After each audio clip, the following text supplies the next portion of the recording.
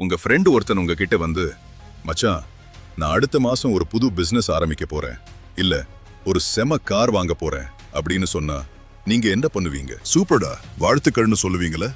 ஆனா உண்மை என்ன தெரியுமா? அந்த நிமிஷமே அந்த பிசினஸ் தோத்து போறதுக்கான வாய்ப்பு 50% அதிகமாயிடுச்சு. ஏன்னா அவனோட வெற்றியை லீக் பண்ணிட்டா. ஒரு போர் வீரன் தன் அடுத்த நகர்வை எதிரிக்கு மட்டும் இல்ல, தன் நிழலுக்கு கூட தெரியாம வச்சிருப்பான். இன்னைக்கு நம்ம பார்க்க போறது The 3 Gates of Silence. இத மட்டும் நீ மாஸ்டர் பண்ணிட்டா, இந்த உலகம் உன்னை சாதாரண மனுஷனா பார்க்காது, ஒரு மர்மமான சக்தியா பார்க்கும். நீ ரெடியா? ஏன் தெரியுமா? நம்ம ஒரு விஷயத்த மத்தவங்க கிட்ட சொல்லும் போது அந்த வெற்றி இன்னும் நடக்கவே இல்லை, ஆனா மத்தவங்க கொடுக்கிற அந்த பாராட்டு இருக்கு பாரு, அது உன் மனசுக்குள்ள ஒரு பொய்யான வெற்றியை கொடுக்குது. இதனாலதான் பாதியிலேயே பல பிளான்கள் நிக்குது.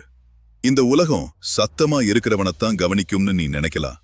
ஆனா உண்மை என்னன்னா, அமைதியா இருக்கிறவனத்தான் இந்த உலகம் பயத்தோடும் மரியாதையோடும் பார்க்கும். ஏன்னா அவன் அடுத்த அடி என்னவா இருக்கும்னு யாருக்கும் தெரியாது.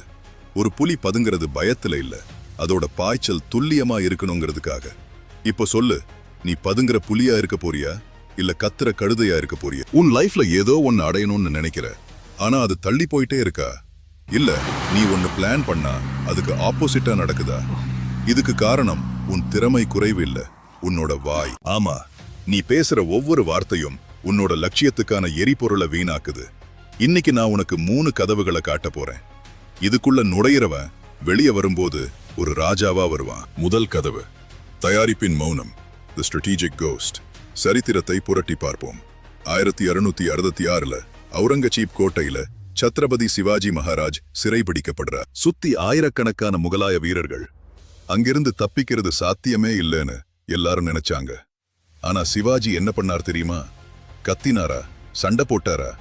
இல்ல, அவர் மௌனமா இருந்தார். ஒரு பிளான் போட்டார். பழக்கூடைகள் வழியா தப்பிக்க பிளான் பண்ணும்போது அதை யார்கிட்டையும் சொல்லல.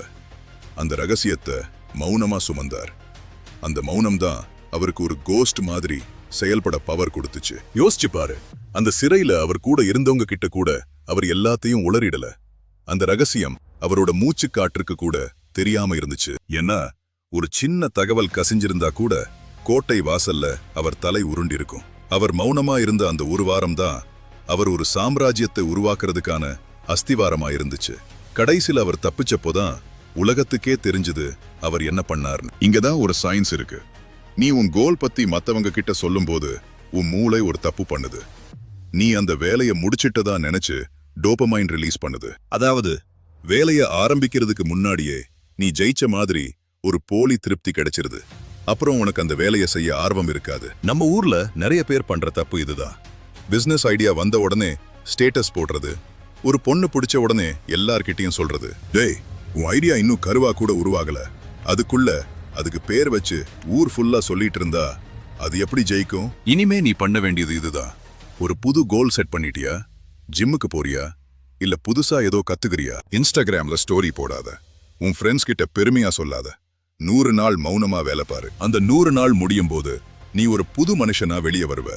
மத்தவங்க என்னடா இவனை காணோன்னு தேடணும்.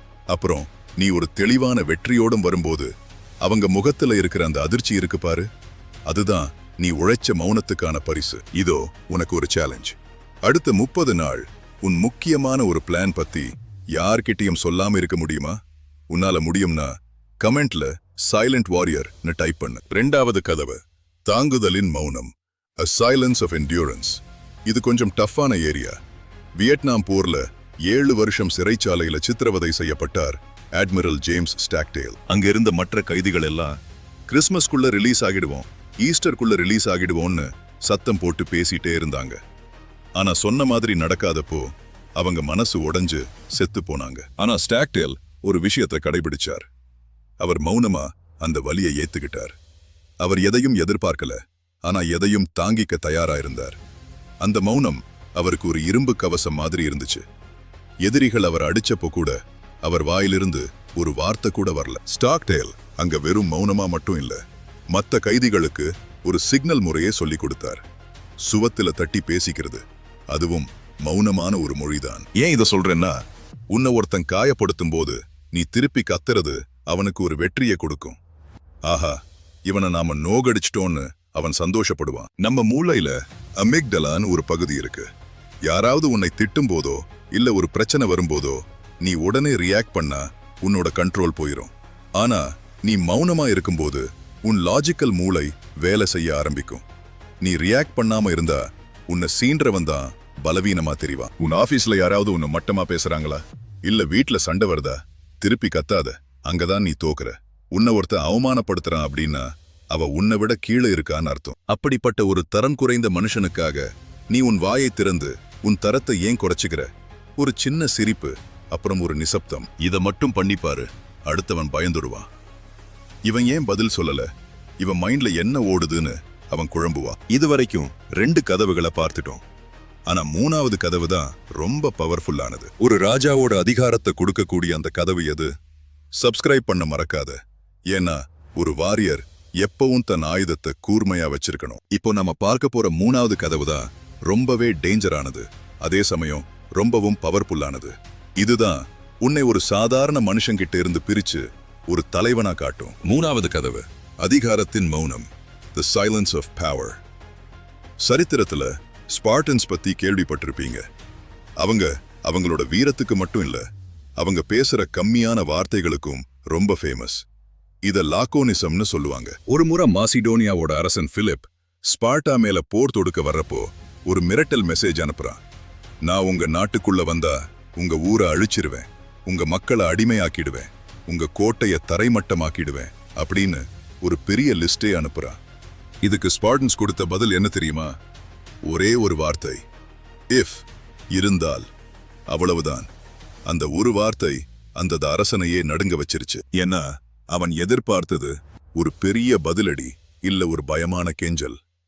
ஆனா கிடைச்சது ஒரு இரும்புத்திரை மாதிரியான மௌனம்.